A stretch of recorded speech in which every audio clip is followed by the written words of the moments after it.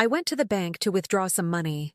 The cashier said, "I'm sorry, your son already withdrew everything this morning." "Impossible," I said. "We had been together all morning." However, when I returned, he was gone. And I turned pale when I saw what he had left on the table. Don't forget to subscribe to the channel and comment where you're watching from.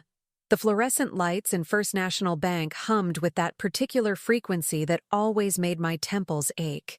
I'd been coming to this branch every Wednesday for the past 17 years, ever since James died and left me managing our accounts alone. The routine had become a comfort. Withdraw enough cash for the week's groceries. Maybe stop at the farmer's market on the way home, check on the vegetable garden before lunch. But today, something felt different the moment I walked through those heavy glass doors. Mrs. Patterson, the young cashier, Emma according to her name tag, looked up at me with an expression I couldn't quite read. Nervousness? Pity? "How can I help you today?" "Just my usual Wednesday withdrawal, dear. 200 should do it." I slid my card across the polished counter, already thinking about the heirloom tomatoes I'd seen advertised at Miller's stand. Emma's fingers moved across her keyboard, then stopped. She frowned at her screen, typed something else, and the frown deepened into something that made my stomach clench. "Is there a problem?" I asked, keeping my voice light, even as my pulse quickened. "Mrs. Patterson, She glanced toward the manager's office, then back at me. "I'm sorry, but your account shows a zero balance." The world seemed to tilt slightly. "That's impossible. There should be over $43,000 in that account. I checked the statement just last week." "Yes, ma'am, I can see that. But there was a withdrawal this morning, 9:47 a.m., the entire balance." My hands gripped the edge of the counter. "I didn't make any withdrawal this morning. I was at home until noon." Emma's voice dropped to barely above a whisper. "The withdrawal was made by your son, Mrs. Patterson. He had power of attorney authorization." Power of attorney. The words echoed in my skull like a warning bell I should have heard years ago.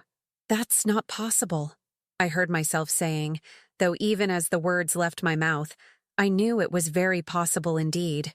My son Michael was with me all morning. We had breakfast together, went through some old photographs in the attic. He's been staying with me for the past 2 weeks. Emma's face went pale. I processed the transaction myself, Mrs. Patterson. He was here. He had all the proper documentation." The floor beneath my feet felt suddenly unsteady. I thought of Michael that morning, sitting across from me at the kitchen table, laughing at old pictures of James teaching him to fish, the way he'd hugged me before heading to the bathroom, telling me how much these quiet mornings meant to him, how grateful he was that I'd let him stay while he figured some things out with his wife Jennifer. "What time did you say?" My voice sounded strange, distant. 9:47. I'd been in the attic until at least 10:30, sorting through boxes of James's old military records. Michael had said he needed to make a phone call, had gone downstairs. I'd heard the front door close, assumed he'd stepped outside for privacy. He'd been gone maybe 40 minutes. When he came back up, he'd brought me tea. Sweet, thoughtful Michael. "I need to speak with the manager."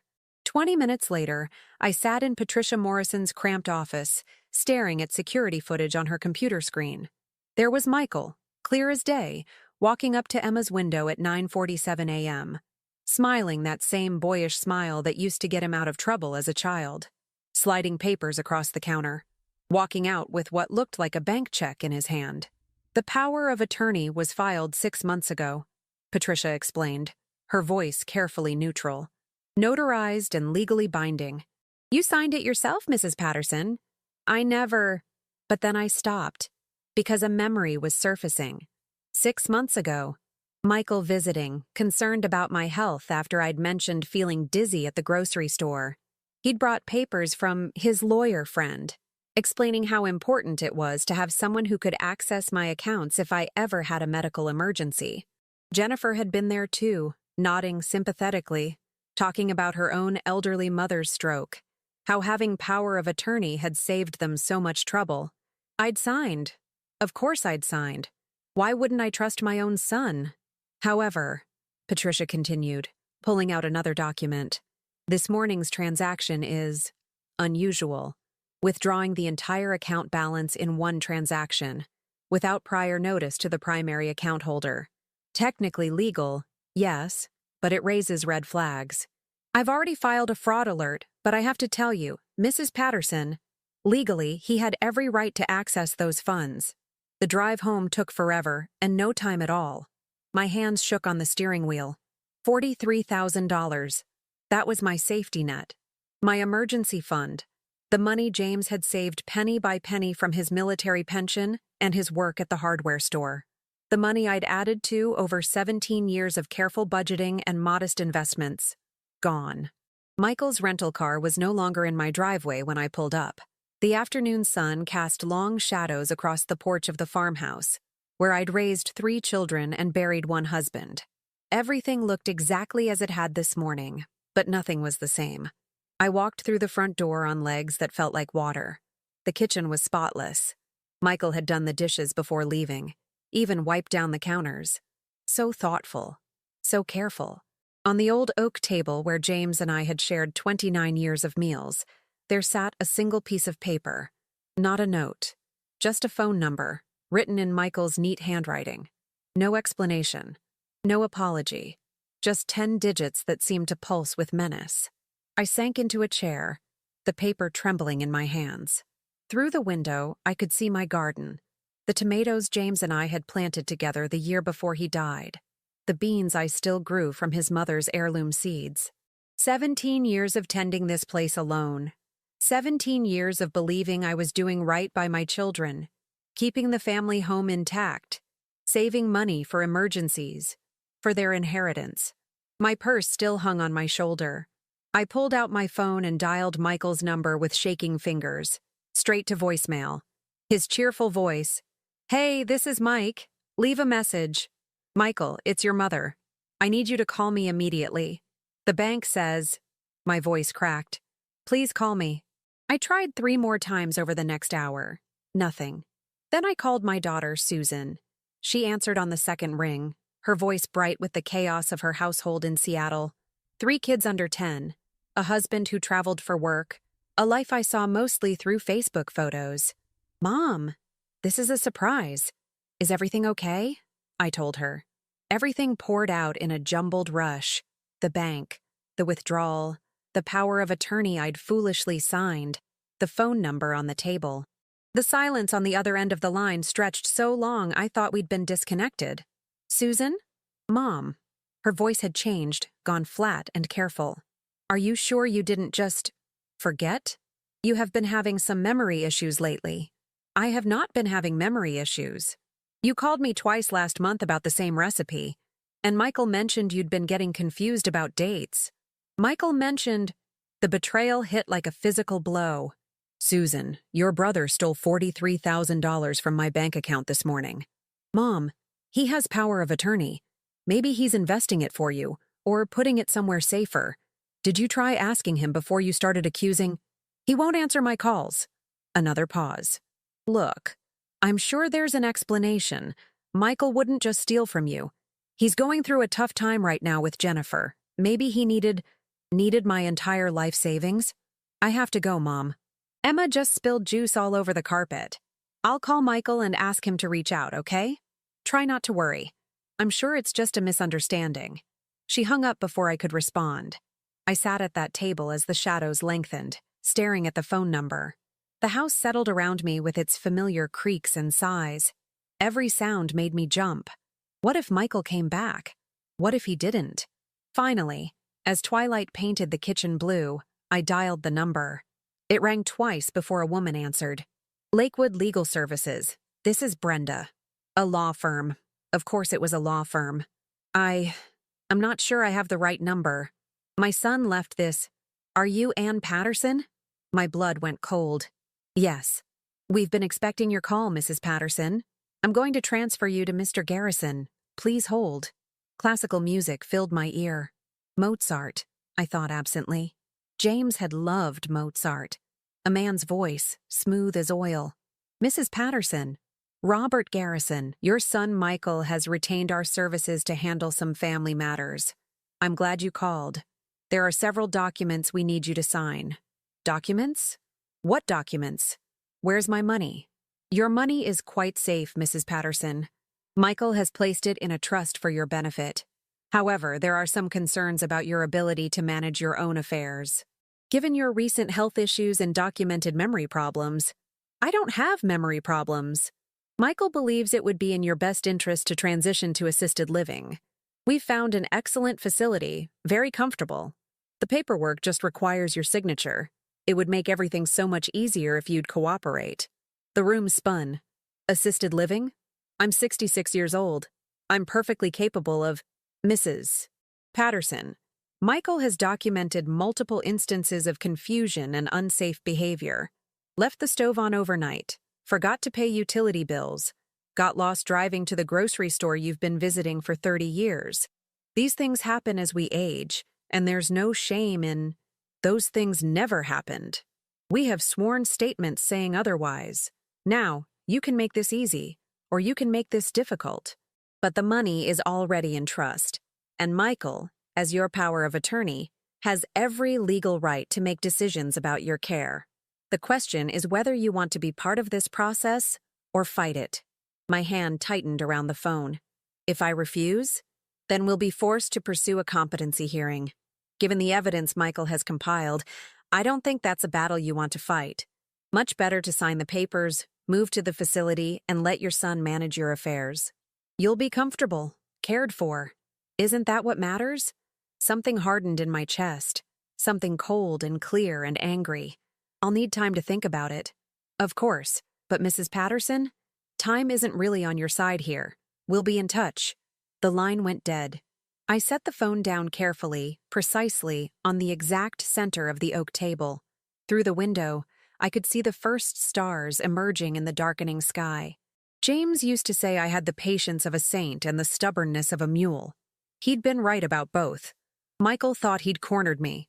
Thought that because I was old, because I was alone, because I'd trusted him, I would simply roll over and accept this. Let him take my home, my independence, my life. He was wrong. I stood and walked to James's old office. The room I'd kept exactly as he left it, unable to bear changing it. I opened the bottom drawer of his filing cabinet, the one I never touched, and pulled out a thick folder. Inside were James's last letters to me, written during his final deployment, and underneath those, something else. The business card of a lawyer James had consulted years ago when there'd been a property dispute with our neighbors. Margaret Parker, still practicing, according to the quick Google search I did on my phone. I had no money to pay her. Michael had seen to that. But I had this house, this farm, 17 years of careful record-keeping. And most importantly, I had something Michael had underestimated. A mind that was still sharp, a will that was unbroken, and absolutely nothing left to lose. I picked up my phone and began scrolling through my photos, looking for something I'd taken just 2 weeks ago when Michael first arrived. There it was, a picture of him at my kitchen table, laughing, holding up a newspaper with the date clearly visible. Looking healthy, competent, nothing like someone whose mother was having dangerous memory lapses. I took screenshots of our text messages, saved his voicemails, started compiling my own documentation. If Michael wanted a war, he'd get one. But it would be fought on my terms, with weapons he'd never see coming. I just had to figure out what those weapons were. I didn't sleep that night. Instead, I sat at James's desk until dawn, creating a timeline of everything that had happened over the past 6 months. Every visit from Michael, every conversation, every document I'd signed without really reading because I trusted my own son. The pattern emerged slowly, like a photograph developing in chemicals. Michael's visits had increased after Jennifer filed for divorce in March. He'd started asking questions about my finances, my health, my plans for the future. And Jennifer, cold, calculating Jennifer, had been there for that first visit when I'd signed the power of attorney, playing the concerned daughter-in-law to perfection. At 6:47 a.m., my phone buzzed. A text from Michael. "Mom, I'm sorry I had to leave suddenly. Emergency with Jennifer. We need to talk. Can I come by this afternoon?" I stared at those words, at the casual tone, the lie wrapped in concern. He thought I'd be confused, frightened, ready to accept whatever story he'd prepared. I typed back, "Come at 2. We definitely need to talk." His response was immediate. "See you then. Love you, Mom. Love you." 3 years ago, those words would have warmed my heart. Now they felt like a weapon. I made coffee, strong and black, and started making phone calls. Margaret Parker's office didn't open until 9, so I tried the bank first. Patricia Morrison sounded tired when she answered. "Mrs. Patterson, I was hoping you'd call. I've been reviewing your account history, and there are some irregularities I'd like to discuss. Can you come in this morning?" "What kind of irregularities?" A pause. "Not something I want to discuss over the phone. Can you be here at 8:30, before we open?" Something in her voice made my pulse quicken. "I'll be there." The bank's parking lot was empty when I arrived, the early morning sun casting long shadows across the pavement.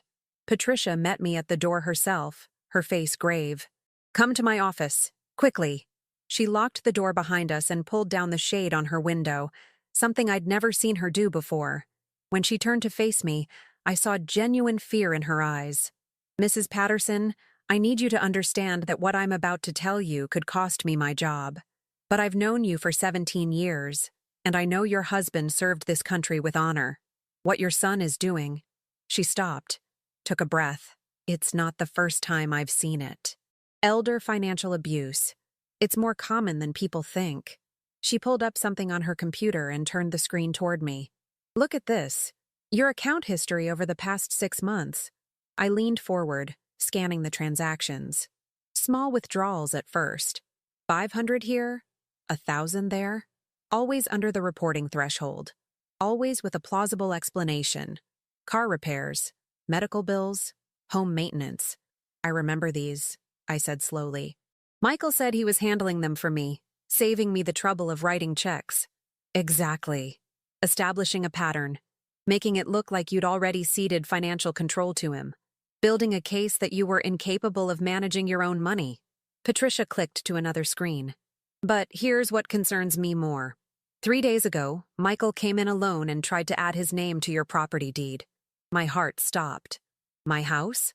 "I told him it required your signature and presence. He got angry, said you were becoming incompetent and he was trying to protect family assets. He implied that if I didn't cooperate, he'd move all your accounts to another bank." She met my eyes. "Mrs. Patterson, I think yesterday's withdrawal was just the beginning. I think he's planning to take everything." The room felt too small, the air too thin. "What can I do?" "He has power of attorney." The lawyer said, "The lawyer is lying to you. Power of attorney doesn't give him ownership of your assets. It gives him the ability to act on your behalf. For your benefit, not his. What he's doing is theft, plain and simple. But proving it—" She trailed off, shaking her head. "That's where it gets complicated. Tell me. You need a lawyer, a good one. You need to revoke the power of attorney immediately and file a police report. But Mrs. Patterson, I have to warn you, this is going to get ugly. Michael will fight back. He'll use every tactic in the book. Claim you're incompetent. Turn family against you. Maybe even—" She stopped. "Even what?" "I had another client in a similar situation last year. Her daughter tried to have her committed to a psychiatric facility. Claimed she was a danger to herself. It was all lies. But by the time we sorted it out, the woman had spent 3 days locked in a ward, and her daughter had emptied her safe deposit box. Ice water flooded my veins. That won't happen to me. I hope not, but you need to be prepared for anything, and you need to move fast. Today, if possible." I left the bank with copies of my account history and a witness statement from Patricia, signed and notarized, documenting Michael's attempt to add himself to my property deed. It wasn't much, but it was a start. Margaret Parker's law office occupied the second floor of a restored Victorian house on Main Street. The receptionist, a young man with kind eyes, looked up as I entered. "Mrs. Patterson? Ms. Parker is expecting you." That was fast. I hadn't even called yet. Margaret Parker was nothing like I'd imagined. Barely 40, with sharp eyes and a no-nonsense demeanor. She stood as I entered, extending a hand. "Mrs. Patterson, Patricia Morrison called me 20 minutes ago. She filled me in on the basics." She gestured to a chair. "Please sit. Tell me everything." I did. The whole sordid story spilled out. The power of attorney, the withdrawal, the lawyer's call, Susan's dismissal of my concerns, Michael's text this morning. Margaret listened without interrupting, taking notes in swift, precise strokes. When I finished, she set down her pen and looked at me steadily. First, the good news.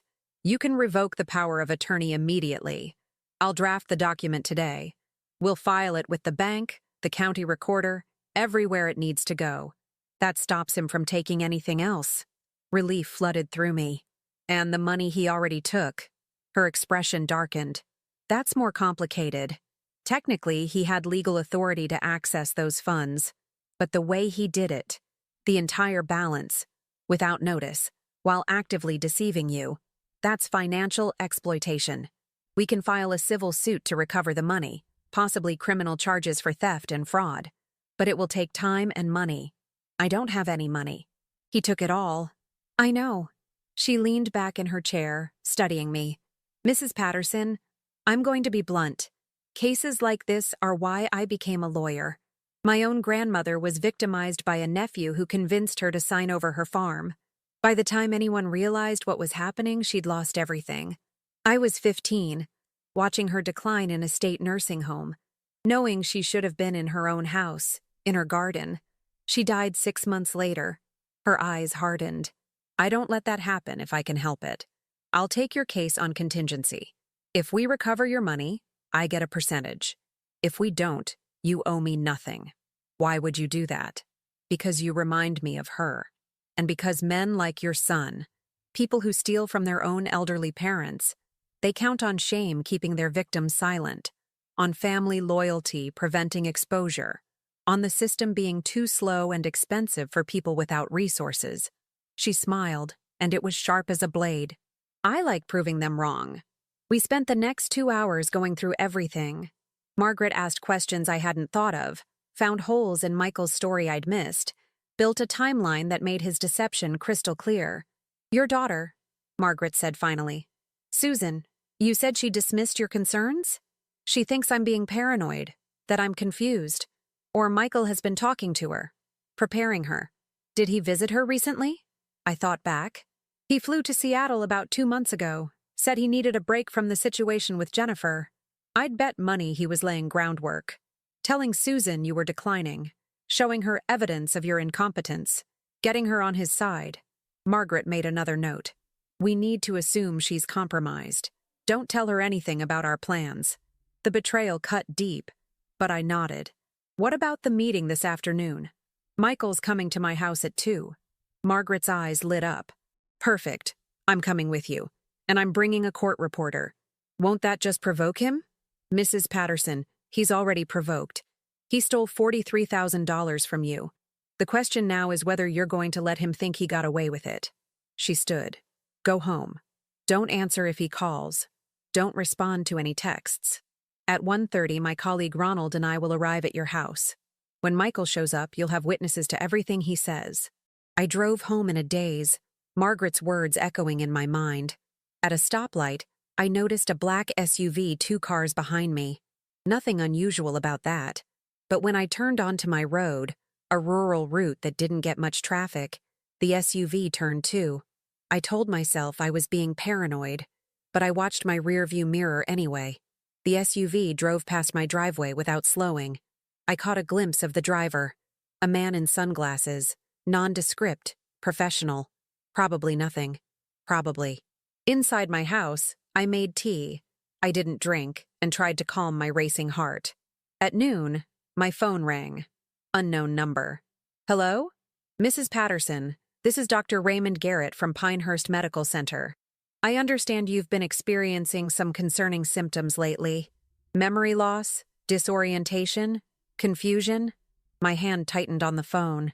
I haven't been experiencing any such thing. Who told you that? Your son Michael expressed some concerns. He thought you might benefit from a cognitive assessment. I have an opening this afternoon at 3 if you'd like to come in. I don't need a cognitive assessment. I'm perfectly fine. Mrs. Patterson, denial is often a symptom of cognitive decline. Your son is very worried about you. If you'd just... I hung up. They were moving faster than I'd expected. The web was tightening. First the lawyer, now a doctor. How many people had Michael recruited to this charade? At 1:15, another text from Michael. Running a few minutes late. See you at 2:30? I didn't respond. At 1:28, Margaret Parker's silver sedan pulled into my driveway. She emerged with a tall man carrying a stenography machine. Ronald, the court reporter. Professional, official, real. Are you ready for this? Margaret asked as I let them in. No, I said honestly. But I'm doing it anyway. We set up in the living room. Ronald positioned himself discreetly in the corner. Margaret sat beside me on the sofa, her briefcase open, documents ready. At 2:33, I heard tires on gravel. Michael's rental car. He was alone. I watched through the window as my son climbed out, checked his phone, ran a hand through his hair. He looked tired, stressed, almost sympathetic. Then he looked at the house, and his expression changed, hardened into something cold and calculating. That was the moment I knew. Margaret was right. This wasn't a misunderstanding. This wasn't a son trying to help his aging mother. This was a predator coming to finish what he'd started. Michael knocked on the door. I stood, smoothed my skirt, and went to let my son inside. Whatever happened next, I wouldn't face it alone. Michael's smile faltered the moment he stepped inside and saw Margaret Parker sitting on my sofa. Mom, I thought we were going to talk privately. His voice carried just the right note of concern, but his eyes had gone hard. Who's this? Margaret Parker, attorney at law. Margaret stood, extending a hand that Michael didn't take. I represent Mrs. Patterson in all legal matters going forward. Legal matters? Michael turned to me, and I saw it. The flash of panic before he smoothed it over with confused concern. Mom, what's going on? Why do you need a lawyer? Why don't you sit down, Michael? I kept my voice steady, calm. We have a lot to discuss. He remained standing, his gaze sweeping the room. When he spotted Ronald in the corner with the stenography machine, his whole body went rigid. What the hell is this? Mom, are you recording me? Mr. Patterson, we're documenting this conversation for legal purposes. Margaret's voice was ice. You're welcome to leave if you're uncomfortable with that. But your mother has some questions about the $43,000 you withdrew from her account yesterday morning. Michael's laugh was sharp, forced. Is that what this is about? Mom, I told you I was protecting your money, moving it somewhere safer. Jennifer's divorce lawyer has been making threats, trying to claim she's entitled to half of everything, including assets you've given me over the years. I needed to shield those funds before. You've never given Michael any assets, Margaret interrupted. And Jennifer has no legal claim to your money under any circumstances. So let's try again. Where is Mrs. Patterson's $43,000? In a trust. For her protection. Michael's tone had shifted, become defensive. Look, I don't know what kind of poison you've been feeding my mother, but I'm trying to help her. She's not capable of managing her own affairs anymore. I'm sitting right here, Michael. The words came out harder than I'd intended. Stop talking about me like I'm not in the room. He turned to me, and for a moment, I saw something in his face that made my blood run cold. Not anger, not even guilt. Just cold calculation, adjusting his strategy. Mom, I love you, you know that, but you're not well. Last month you left the stove on all night. You forgot to pay your electric bill and they sent a disconnection notice. You got lost driving to the pharmacy you've been going to for 30 years? His voice softened, became gentle, concerned. These things happen. There's no shame in it. I'm just trying to make sure you're safe. Interesting, Margaret said. Do you have documentation of these incidents? Of course. Michael pulled out his phone. I've been keeping records, photos, texts. I knew eventually I'd have to prove that. That you needed to steal her life savings? I didn't steal anything. His composure cracked. I have power of attorney. Everything I've done is completely legal. Had power of attorney, Margaret corrected. As of 9 o'clock this morning, Mrs. Patterson revoked that authorization. The documents have been filed with the bank and the county recorder's office. You no longer have any legal authority over her affairs. The silence that followed was absolute.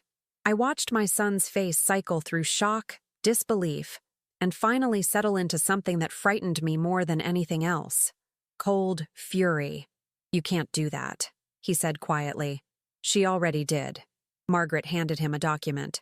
Here's your copy of the revocation. You have 48 hours to return all of Mrs. Patterson's funds to her account, or we'll be filing both civil and criminal charges for financial exploitation of an elderly person. Michael looked at the paper in his hands like it was a snake. Then he looked at me. Mom, think about what you're doing. I'm your son. I'm trying to protect you from, he gestured at Margaret, from vultures like this.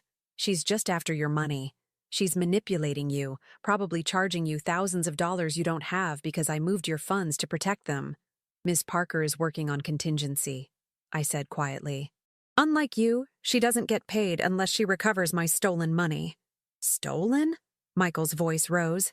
How dare you? After everything I've done for you, after I put my own life on hold these past 2 weeks to make sure you were okay? This is how you repay me? By accusing me of theft? You were here to set me up. The words came out steady, certain. Every morning you suggested I was confused. Every time you helped with my bills. Every conversation about my health. You were building a case. Creating evidence that I was incompetent. That's insane.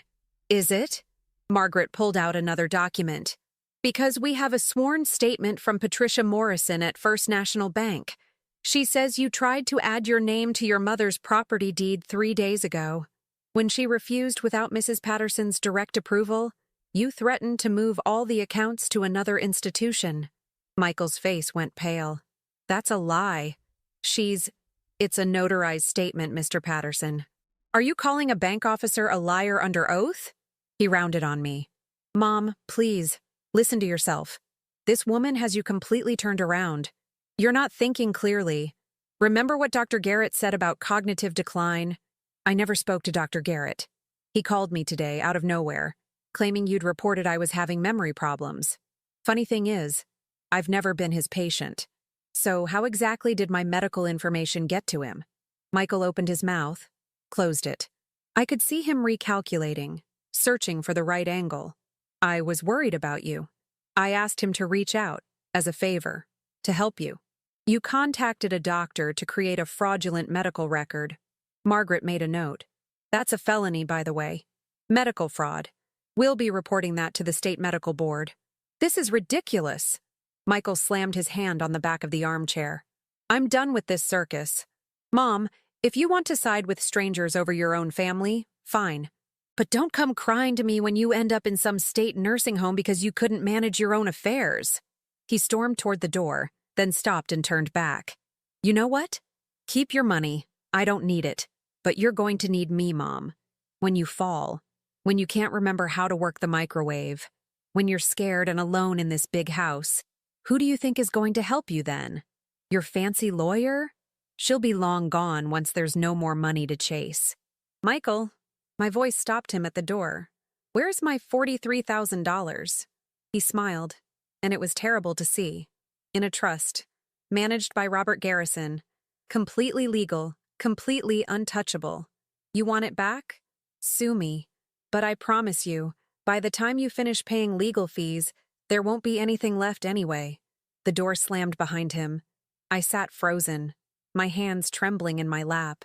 Ronald's fingers had never stopped moving across the stenography machine, capturing every word. Well, Margaret said into the silence. That went better than expected. I stared at her. Better? He just admitted the money's untouchable. He admitted it exists. He admitted he put it in a trust controlled by Robert Garrison. And he made several statements that we can use to prove he acted against your interests. She smiled grimly. More importantly, he showed us his strategy. He's going to claim the trust is irrevocable, that it was created legally while he had power of attorney, and he's going to keep pushing the narrative that you're incompetent.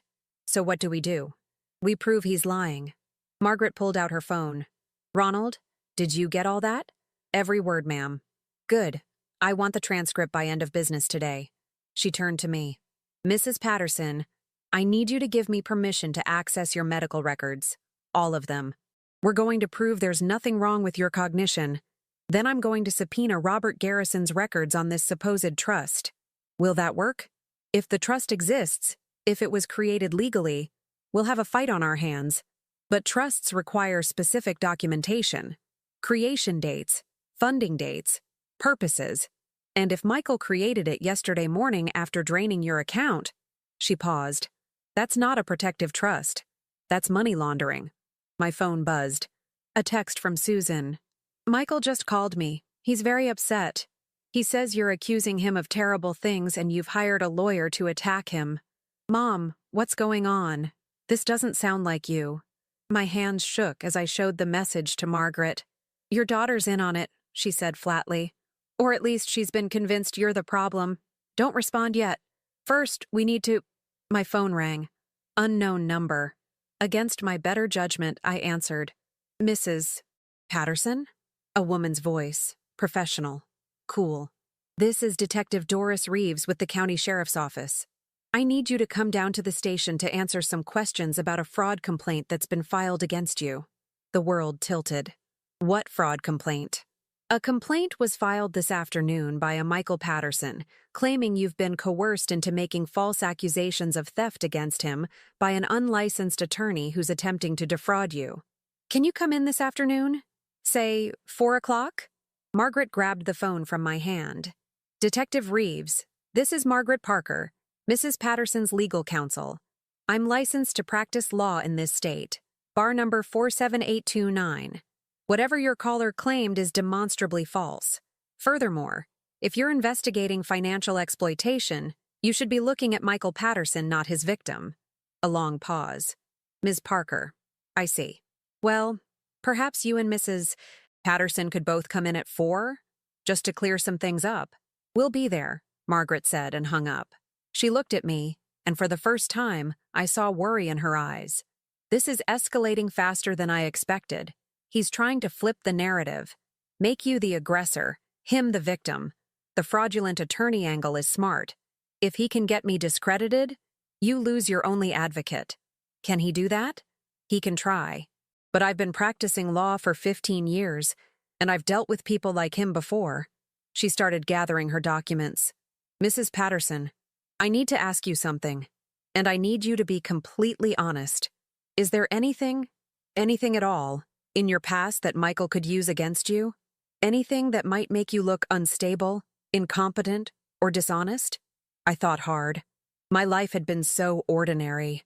Married to James for 29 years, raised 3 children, volunteered at the library, tended my garden. No, nothing. Good. Then my phone buzzed again. Another text, this time from a number I didn't recognize. Mrs. Patterson, this is Jennifer Patterson, Michael's wife. We need to talk. He's planning something worse than you know. Can we meet tomorrow morning? Coffee shop on Main, 8 a.m.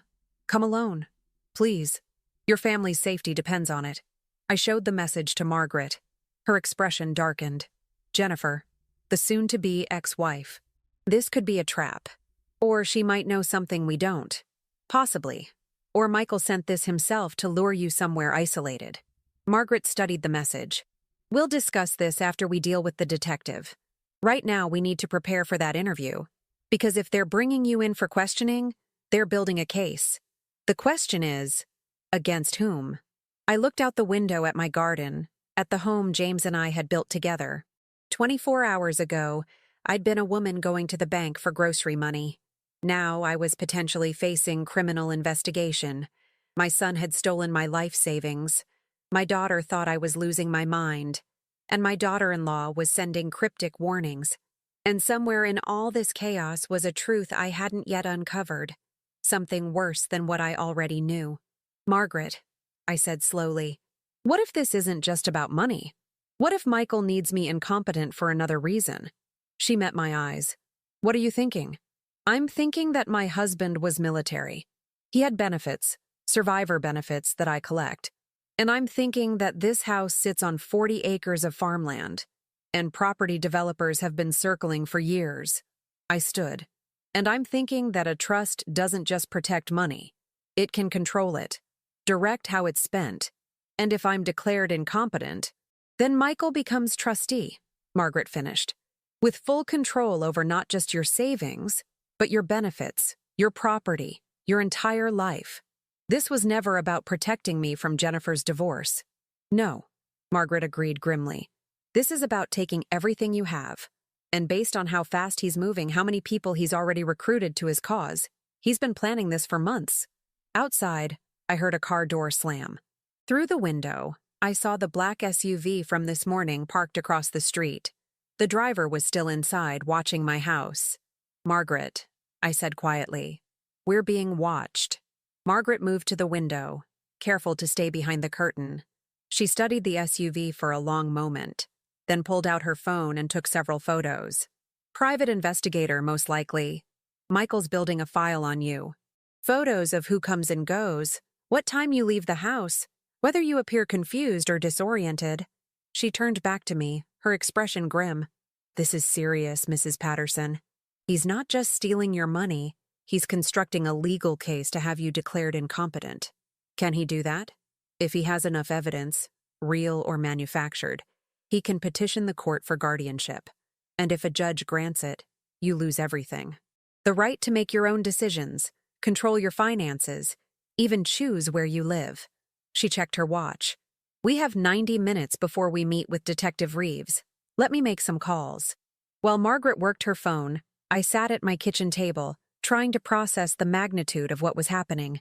Through the window, I could see the SUV, could imagine the camera lens pointed at my home. How long had they been watching? What had they captured? Mrs. Patterson. Ronald, the court reporter, had followed me into the kitchen. I don't usually do this, but I want you to know, I've transcribed a lot of depositions in elder abuse cases. What your son is doing, the speed at which he's moving, the coordination with lawyers and doctors. This is a sophisticated operation. But the fact that you caught it this early, that you got Ms. Parker involved immediately, you have a fighting chance. A chance isn't a guarantee. No, he agreed. But I've seen people lose everything because they waited too long, trusted too much. You didn't. That matters. Margaret returned, her expression troubled. I just spoke with Robert Garrison's office. He's refusing to provide any information about the trust without a court order. But his secretary let something slip. The trust was created yesterday afternoon, not this morning. After Michael withdrew your money. What does that mean? It means there's a paper trail. Wire transfers, account creations, timestamps. If Michael moved your money at 9:47 a.m. and the trust wasn't created until the afternoon, where was your money for those hours? Who had control of it? She smiled, but it was sharp. Those are questions a judge is going to want answered. What about the detective? Why would she believe Michael's complaint? She probably doesn't, but she has to investigate. What we need to do is get ahead of the narrative. Margaret pulled out a notepad. I need you to tell me everything about the last 6 months, every conversation with Michael, every document you signed, every moment when you felt something was off but dismissed it. For the next hour, I talked. Margaret listened, took notes, asked questions that cut through to the heart of Michael's manipulation. How he'd isolated me from friends by suggesting they were taking advantage of my kindness. How he'd convinced me to stop my Tuesday bridge games because the drive was too dangerous for someone my age. How he'd slowly, systematically cut away every support system I had. Classic abuser tactics, Margaret said. Isolation, gaslighting, infantilization. By the time he made his move, you were primed to doubt yourself. But I didn't doubt myself. Not enough to miss what he was doing. Because you're stronger than he anticipated. Margaret checked her watch. Time to go. Remember, at the sheriff's office, be calm, be honest, but don't volunteer information. Answer only what's asked. And if anything feels wrong, anything, you stop talking and let me handle it. The county sheriff's office was a squat brick building 20 minutes outside town. Detective Doris Reeves met us in the lobby, a woman in her 50s with tired eyes and a no-nonsense demeanor. Mrs. Patterson, Ms. Parker, thank you for coming. She led us to a small interview room with institutional furniture and a camera mounted in the corner. I appreciate your cooperation. My client is happy to cooperate, Margaret said smoothly. Though I'm curious about the nature of this investigation. Mr. Michael Patterson filed a complaint against his mother? Detective Reeves settled into her chair. Mr. Patterson came in this afternoon very distressed. He claims you, Ms. Parker, have coerced his elderly mother into making false accusations against him. He says Mrs. Patterson has been experiencing cognitive decline, and you're taking advantage of her confusion to generate legal fees. I'm working on contingency, Margaret said. I don't get paid unless we recover stolen funds. So Mr. Patterson says. But he also provided documentation, medical records, photographs, text messages, that paint a concerning picture of Mrs. Patterson's mental state. The detective turned to me. Mrs. Patterson, have you been experiencing any memory problems, confusion, disorientation? No. Your son says you left your stove on all night last month. Is that true? No. I haven't used my stove for anything but tea in weeks. I've been eating mostly salads and sandwiches. Detective Reeves consulted her notes. He says you got lost driving to a pharmacy you've been visiting for 30 years. I've never gotten lost. I know every road in this county. He has photos of a disconnection notice from the electric company. Says you forgot to pay your bill. I felt my face heat. I didn't forget. Michael offered to pay it for me, said he was going to handle my bills while he was staying with me. If it didn't get paid, that's on him, not me. Interesting. The detective made a note. Because Mr. Patterson claims he's been staying with you to provide care because you can't manage on your own. But you're saying he volunteered to handle your bills? He manipulated his way into my life under false pretenses. My voice was steady now, the anger giving me strength. He told me his marriage was in trouble, and he needed a place to stay. I let him in because he's my son. Instead, he used that access to steal my money and build a fake case of incompetence. Detective Reeves studied me for a long moment. Mrs. Patterson, how much money are we talking about? $43,000. My entire savings account. And when did you notice it was missing? Yesterday. I went to make my usual Wednesday withdrawal, and the bank teller told me Michael had withdrawn everything that morning. Did you give him permission to access your account? I gave him power of attorney 6 months ago. He said it was for emergencies, in case I ever had a medical crisis. I trusted him. The words tasted bitter. I didn't know he'd use it to rob me.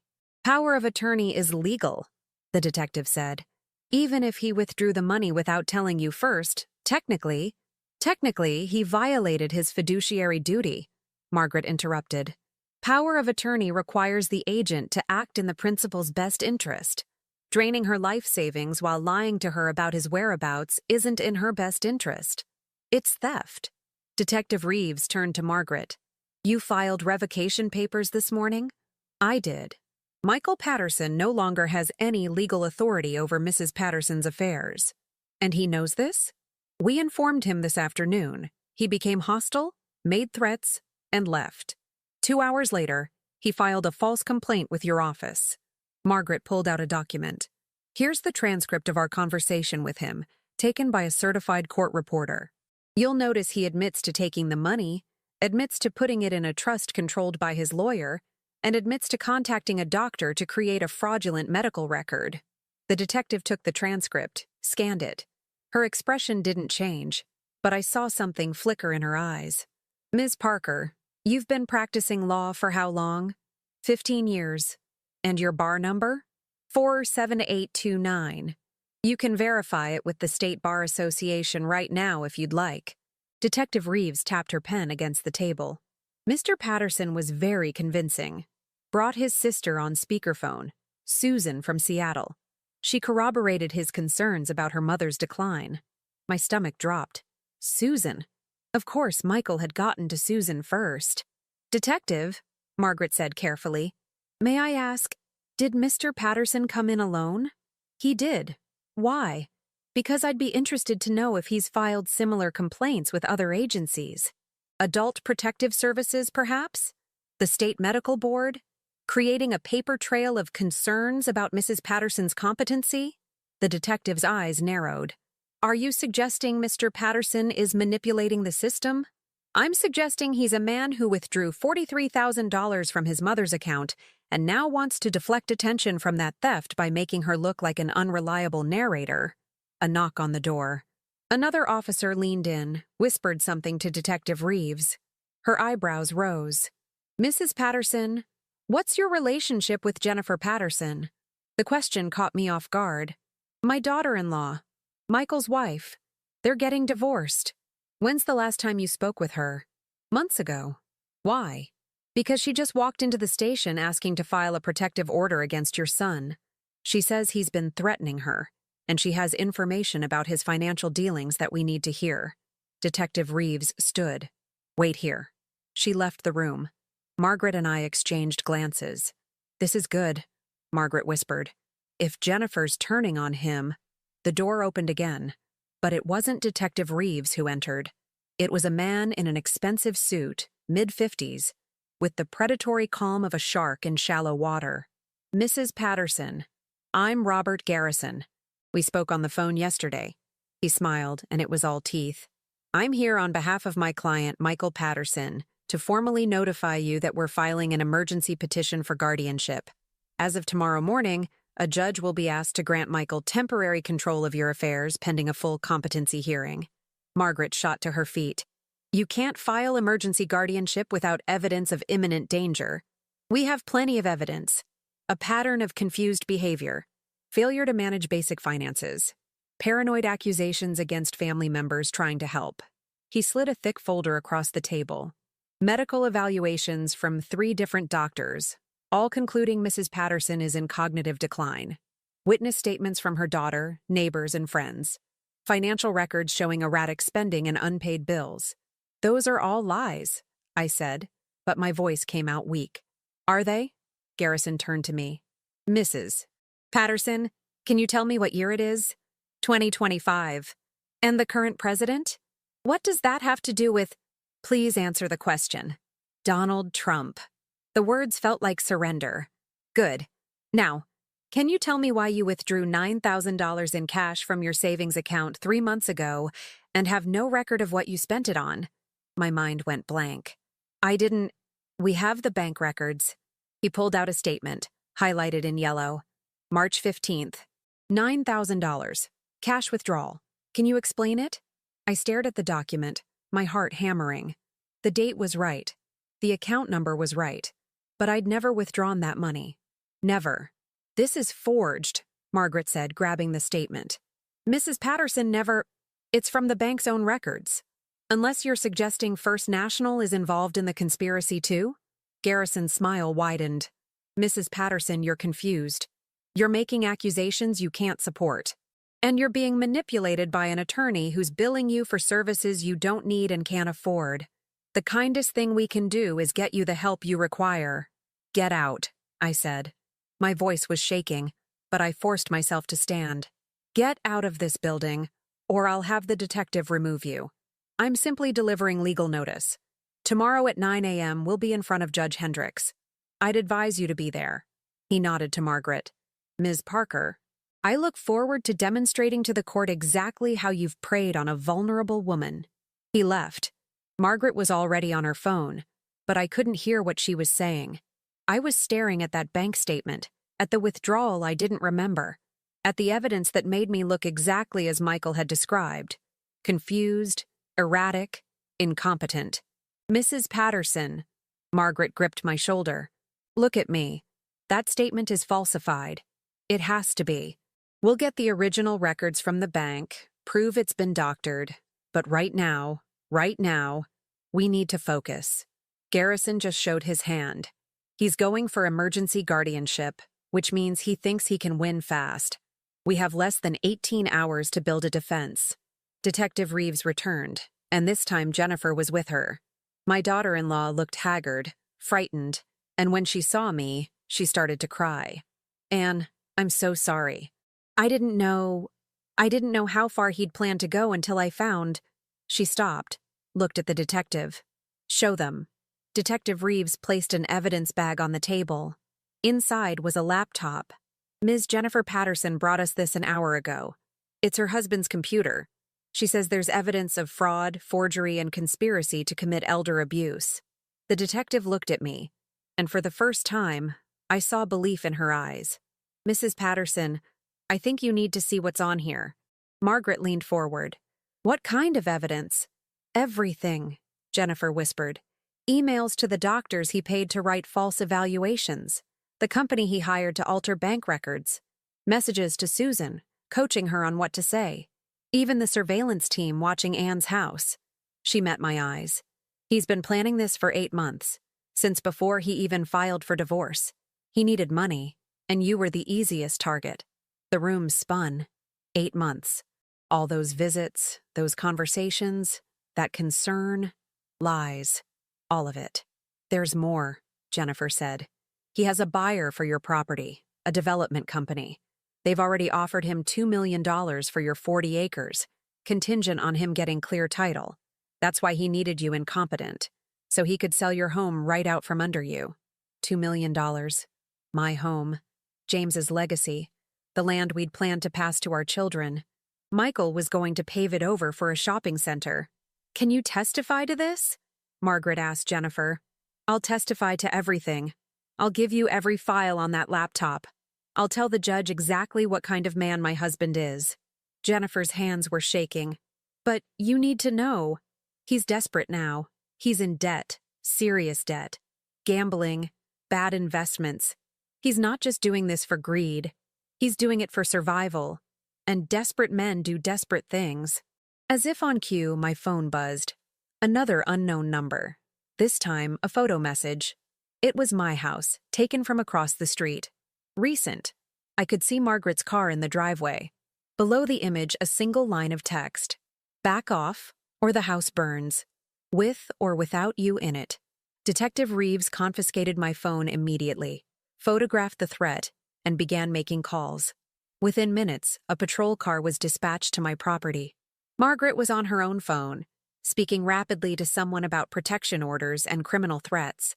But all I could do was stare at that image of my home, backlit by afternoon sun, looking so peaceful and normal while someone prepared to destroy it. Mrs. Patterson. Jennifer's voice cut through my paralysis. We need to move fast. Michael doesn't make empty threats. When I told him I wanted a divorce, he destroyed my car, made it look like an accident, but I knew. He's capable of anything right now. Why didn't you warn me sooner? The question came out harsher than I intended. I tried. I've been trying for months, but he monitored everything. My phone, my email, my movements. The only reason I have his laptop is because he got sloppy, left it unlocked when the debt collectors started calling. I copied everything to a flash drive and ran. Her voice cracked. Anne, I know you have no reason to trust me. I went along with his plan at first. I signed that affidavit saying you seemed confused when we visited. I thought, God help me. I thought it was just him being cautious, making sure you'd be taken care of. I didn't realize he was planning to steal everything until I saw the emails with the property developers. Margaret finished her call. The good news, with this threat, we can request emergency protection for you. The bad news, the guardianship hearing is still scheduled for 9 a.m. tomorrow, and Garrison is a skilled attorney with falsified evidence that looks legitimate. We need more than Jennifer's testimony. We need to prove Michael created those fake records. The laptop, Detective Reeves said. If what Ms. Patterson says is true, there should be a digital trail. Emails with the forgers. Payment records. I'm getting our tech team on this tonight. Will they finish by morning? I asked. The detective's silence was answer enough. Then we need another strategy. Margaret began pacing, her mind visibly racing. Mrs. Patterson, the bank statement showing that $9,000 withdrawal? You're certain you never took that money? Absolutely certain. Then either the record was altered or someone made the withdrawal using your identity. She turned to Jennifer. Did Michael have access to his mother's identification, driver's license, social security card? Jennifer's face went pale. He had me photograph them, said it was for the power of attorney paperwork. This was 6 months ago. Identity theft, Margaret said. He's been using her identity to create a paper trail of erratic behavior. The question is how many transactions we're talking about. She looked at me. We need to pull your complete financial history. Every account, every transaction, going back at least a year. If Michael's been systematically setting this up, there will be a pattern. It's 7 p.m., I said. The bank is closed. Patricia Morrison gave me her cell number. Said to call if we needed anything. Margaret was already dialing. Patricia? It's Margaret Parker. I need a favor, and I need it tonight. While Margaret negotiated emergency access to my bank records, Detective Reeves sat across from me, her expression thoughtful. Mrs. Patterson, I have to ask, why didn't your son just wait? You're 66. Presumably, he'd inherit eventually anyway. Debt, Jennifer answered before I could. He owes over $300,000 to various creditors. They're threatening legal action. He needed money now, and Anne's savings weren't enough. He needed the property sale, too. $2 million would clear his debts and give him a fresh start, at the cost of his mother's home and future. Michael doesn't think like that anymore. He only sees what he needs, what he wants. Everyone else is just an obstacle. Jennifer's voice was bitter. I should have left him years ago, before I became an accomplice. My phone, now in an evidence bag, buzzed again. Detective Reeves glanced at the screen and her jaw tightened. Another message. Same number, says, "Tick-tock, Mom. 12 hours until the judge hears what a crazy old woman you've become. Maybe spend tonight packing." The cruelty of it, calling me Mom even while threatening me, made something harden in my chest. This wasn't my son anymore. Maybe it never had been. Maybe I'd been seeing what I wanted to see for 66 years. A good boy who'd grown into a good man. When the truth was, Michael had always been exactly this. A manipulator who took what he wanted and destroyed anyone in his way. "Detective," I said slowly, "if someone were planning to burn down a house, how would they do it? That's not something I'm comfortable speculating about. I'm not asking for instructions. I'm asking because I grew up on this property. I know every inch of it. The old barn has cans of paint thinner. The shed has gasoline for the mower. If Michael knows where those things are, and he does, because he grew up here too, he could stage something that looks accidental." A Detective Reeves stood abruptly. "I'm sending a fire marshal to your property, tonight, and I'm putting an officer on watch until this is resolved." She looked at Margaret. "How strong is your case for the hearing tomorrow? Right now? 50-50? With the digital evidence from the laptop, maybe 70-30 in our favor? But Garrison will argue the laptop was stolen property, that Jennifer's testimony is tainted by the divorce, that Mrs. Patterson manipulated a vulnerable woman going through a separation." Margaret met my eyes. "What we need is something irrefutable, something that proves beyond doubt that Michael has been systematically defrauding you." Patricia Morrison arrived at the sheriff's station at 8:47 p.m. with 3 years of my complete banking history. She spread the printouts across the conference table, and together we began searching for the pattern. It didn't take long to find it. "Here," Patricia pointed. "March 15th, the $9,000 withdrawal. Processed at the downtown branch, not your usual branch. Signature on file, but look at the teller notation. Customer seemed confused about transaction amount." "I was never at the downtown branch," I said. "Which means someone impersonating you was." Margaret made a note. "What else?" "We found 6 more transactions over 8 months. Small enough not to trigger alerts, large enough to add up. A total of $42,000, withdrawn in cash from various branches, always with notations about the customer seeming confused or uncertain." "He was building a narrative," Patricia said. "Every transaction designed to support the claim of cognitive decline. And look at this." She pointed to a form. "Each withdrawal over $5,000 requires additional identification verification. Someone presented your driver's license, Mrs. Patterson. But you still have your license, correct?" I pulled it from my wallet. "Current, unaltered." "He had a fake made," Jennifer whispered. "I remember now. He had a friend who did forgeries. Said it was for a practical joke, but he must have made a copy of Anne's license." Margaret's smile was predatory. "That's identity theft. That's bank fraud. That's forgery. All felonies, all provable with these records." She turned to Detective Reeves. "Will this be enough to arrest him before the hearing? If we can confirm the signatures on these transactions don't match Mrs. Patterson's genuine signature, yes. I'll need a handwriting expert, and I'll need it by—" She checked her watch. 6 a.m. tomorrow. "I know someone," Margaret said. "He owes me a favor." The pieces were coming together, but I couldn't shake the feeling that we were missing something. Michael was desperate, yes. But he was also smart. He wouldn't leave this much evidence unless he had a backup plan. Jennifer, I said carefully, what happens to Michael's debt if he's arrested? If he can't complete the property sale? Her face went white. The creditors will come after me. We're still married. In this state, debt incurred during marriage is joint responsibility unless… She stopped. Unless I'm not married to him anymore. The divorce isn't final yet. It won't be final for another 3 months. Or unless he's dead, I said quietly. The room went silent. What are you suggesting? Margaret asked. I'm suggesting that Michael's entire plan requires him to stay free long enough to complete the property sale. If he's arrested tomorrow, that sale falls through. The creditors close in. He loses everything. I looked at Jennifer. What's the one thing that would solve all his problems permanently? If I'm not around to testify, Jennifer said slowly. If the laptop disappears. If his mother is too traumatized to fight back after a tragedy.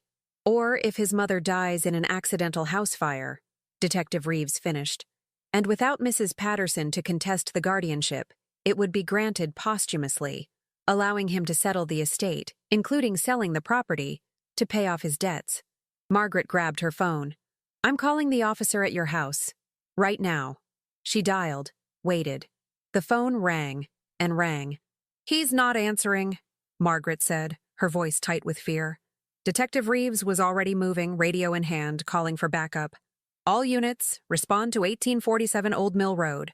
Officer not responding. Possible 1033. We piled into 2 cars. Detective Reeves with Jennifer and me, Margaret following close behind. The drive took 12 minutes that felt like hours. As we turned onto my road, I could see lights, red and blue, flashing against the darkness, and smoke, rising from somewhere beyond the trees. No, I whispered. No, no, no. We came around the bend, and my heart stopped. My house was intact, untouched. But the barn, James's old barn where we'd stored 40 years of memories, tools, family heirlooms, was engulfed in flames. Fire roared through the wooden structure, sending sparks spiraling into the night sky. The patrol car sat in my driveway, empty. The officer, a young man I didn't recognize, was on the ground beside it, holding his head. Paramedics were already with him. Detective Reeves was out of the car before it fully stopped. What happened? Someone came out of the trees, the officer said, wincing. Hit me from behind. When I came to, the barn was already burning. Firefighters were spraying water onto the blaze, but it was clear the barn was lost. I stood there, watching 40 years of my life burn, and felt something inside me crystallize into diamond-hard resolve. This wasn't just about money anymore. This wasn't even just about my home.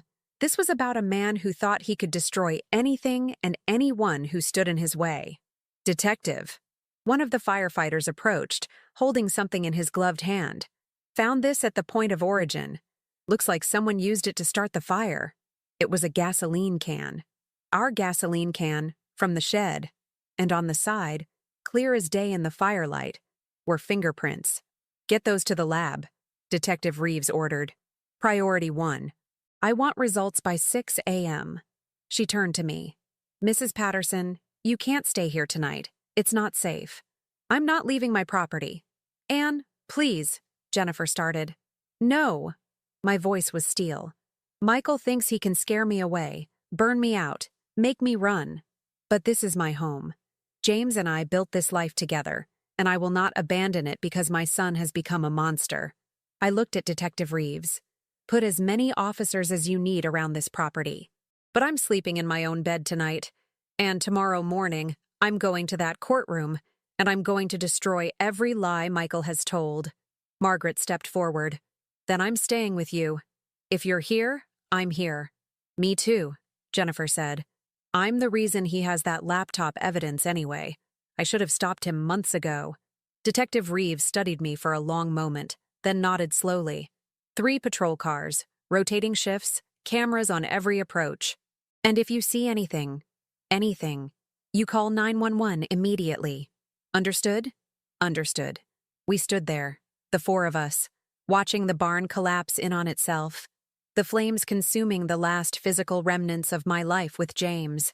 But as the smoke rose into the night sky, I felt something unexpected. Clarity. Michael had made a mistake. He'd shown me exactly how far he was willing to go. And in doing so, he'd burned away any remaining doubt, any lingering hope that my son could be redeemed. Tomorrow, in front of a judge, I would show him what a truly cornered woman was capable of. Not violence, not vengeance. Something far more powerful. The absolute truth, delivered with the patience and precision of someone who'd spent 66 years learning exactly how to survive. I didn't sleep. None of us did. Margaret, Jennifer, and I sat at my kitchen table through the night, preparing for the hearing. Outside, patrol cars circled my property like watchful sentries, their headlights sweeping across the smoking ruins of the barn. At 4:47 a.m., Detective Reeves called.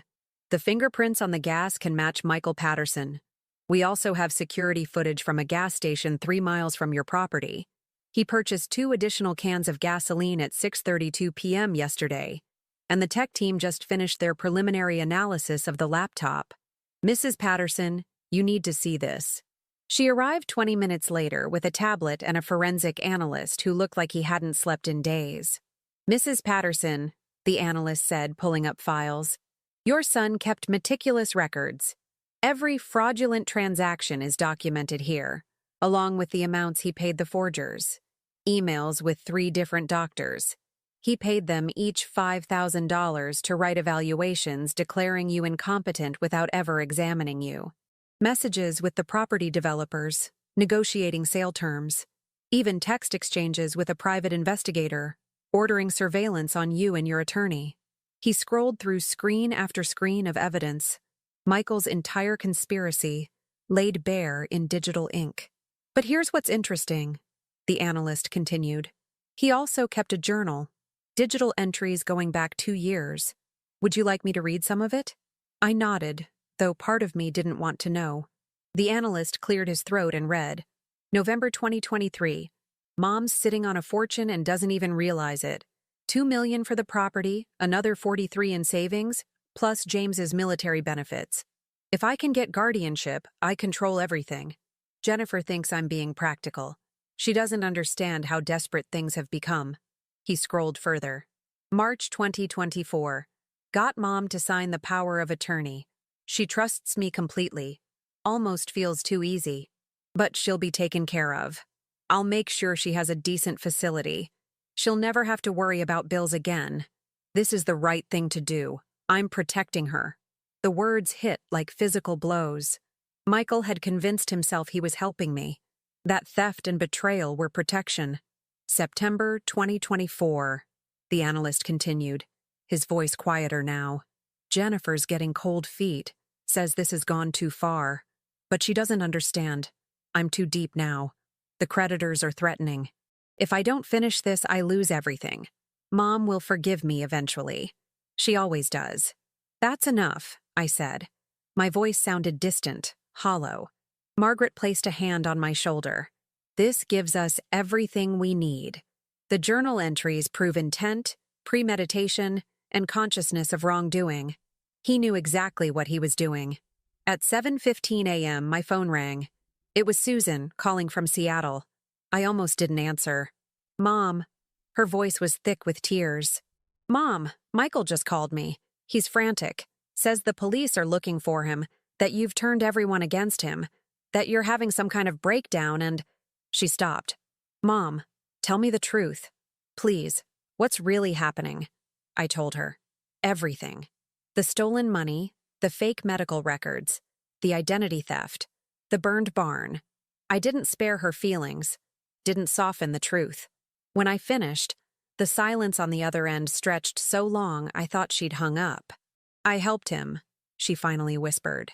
He called me last month, said you were showing signs of dementia, asked me to back him up if anyone questioned your competency. I told the detective you'd been confused.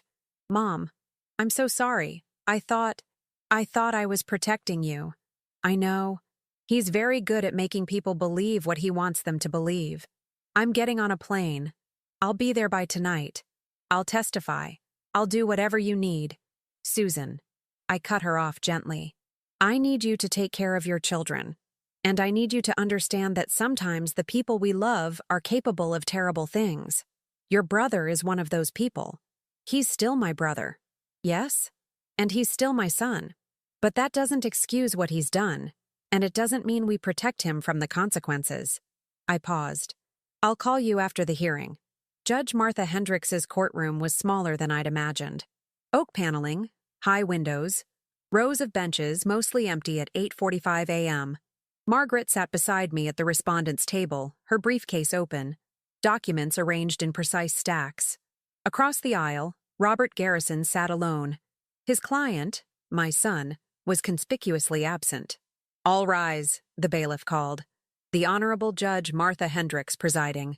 Judge Hendricks was a woman in her 60s with silver hair and eyes that missed nothing. She settled into her chair, scanned the courtroom, and frowned. Mr. Garrison, where is your client? Garrison stood smoothly. Your Honor, Mr. Patterson has been detained by law enforcement on unrelated matters.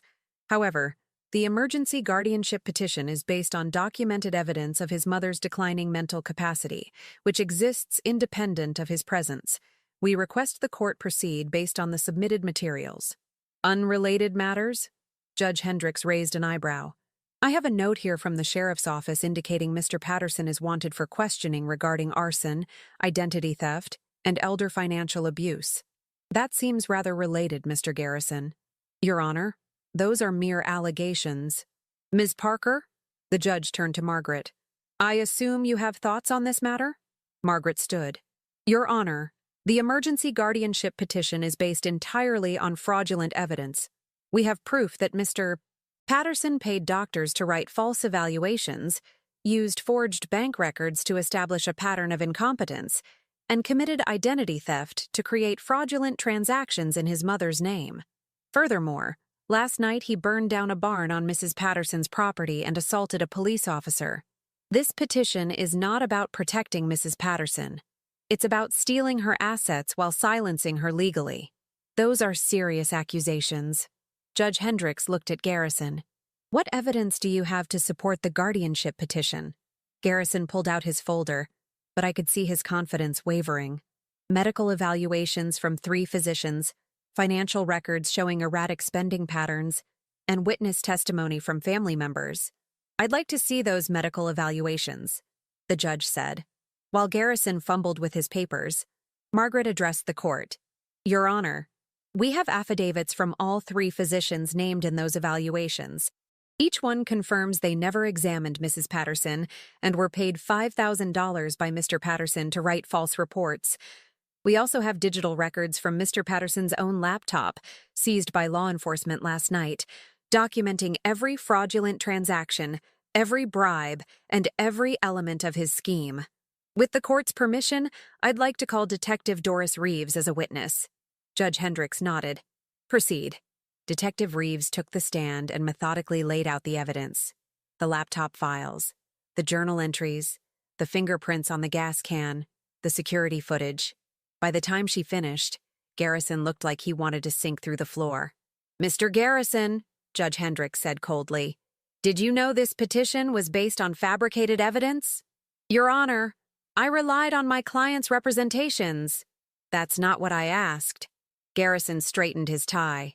I had concerns about some of the documentation, but my duty is to advocate for my client's position, not to investigate. Your duty is to the truth and to this court, not to be complicit in elder abuse. The judge turned to me. Mrs. Patterson, would you like to address the court? I stood, my legs steadier than I'd expected. Your Honor, I'm 66 years old. My husband James served this country for 29 years. When he died, he left me our home, some savings, and the belief that family meant something. My son has taken the money, tried to take the home, and destroyed the belief. But he didn't succeed in breaking me, because I learned something these past 2 days. Age isn't weakness. Experience isn't confusion. And trusting people doesn't make you a fool. Betraying that trust makes them one. I looked at Garrison.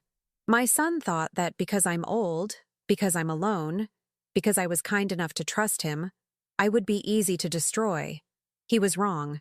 And I hope this court sends a message that elderly people aren't targets. We're survivors. We're fighters. And we won't be silenced by our own children. Judge Hendricks was quiet for a long moment. Then she spoke, her voice carrying the weight of absolute authority. The emergency guardianship petition is denied. Furthermore, I'm referring this matter to the district attorney for criminal prosecution. Mr. Garrison, you'll be hearing from the state bar about your conduct. And Mrs. Patterson, she looked at me with something that might have been respect. I'm issuing a temporary restraining order against your son. He's not to come within 500 feet of you or your property. If he violates that order, he'll be arrested immediately. Thank you, Your Honor. Don't thank me. You did this yourself. But she banged her gavel. We're adjourned. Outside the courthouse, morning sun broke through the clouds. Margaret was on her phone, already coordinating with the DA's office. Jennifer stood beside me, looking exhausted but relieved. What happens now? I asked. Now we get your money back, Margaret said. The trust Michael created is void because it was established through fraud. The bank will cooperate. And with the criminal charges, Michael will be too busy defending himself to fight you in civil court. She smiled. You won, Mrs. Patterson. Completely. But I didn't feel like I'd won. I felt hollowed out, ancient, tired. 2 weeks later, my $43,000 was returned to my account. Michael was arrested trying to board a flight to Mexico. The property developers withdrew their offer. Susan flew out and spent 3 days helping me sort through what remained in the burned barn. James's military medals survived somehow, in a fireproof box neither of us remembered storing there. Jennifer's divorce was finalized. She moved into an apartment in town and started working at the library. We had coffee every Tuesday, 2 women rebuilding their lives from the rubble of the same man's betrayal. The house felt different now, quieter, not lonely exactly, but changed. I'd learned that home isn't just a place. It's the certainty that you belong somewhere. Michael had tried to take that from me, but he'd failed, because that certainty came from within, not from him. 3 months after the hearing, I stood in my garden at sunset, looking at the empty space where the barn had stood. Margaret had suggested I rebuild it, but I'd decided against it. Some things, once burned, should stay gone. Not forgotten, never forgotten, but released. I heard a car in the driveway. Susan, arriving with her youngest daughter for a week-long visit. We'd talked often since the hearing, slowly rebuilding what Michael had damaged.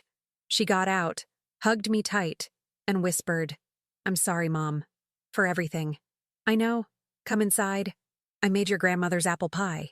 That night, sitting around the kitchen table with Susan and my granddaughter, I realized something. Michael had wanted to take my home, my money, my independence. Instead, he'd given me something unexpected. Proof that at 66, I was still strong enough to fight for what mattered. Still sharp enough to outmaneuver a predator. Still capable of protecting not just myself, but others who couldn't protect themselves. James used to say that wisdom was just another word for surviving enough mistakes to learn from them. I'd survived this one. And in surviving, I discovered that the greatest inheritance I could leave wasn't money or property. It was the knowledge that you're never too old to be dangerous when someone threatens what you love. I looked at my granddaughter, eating pie and laughing at her mother's stories, and I smiled. The house was mine. The money was mine. The future was mine. And I had earned every bit of it. Now tell me, what would you have done if you were in my place? Let me know in the comments. Thank you for watching, and don't forget to check out the video on your screen right now. I'm sure it will surprise you.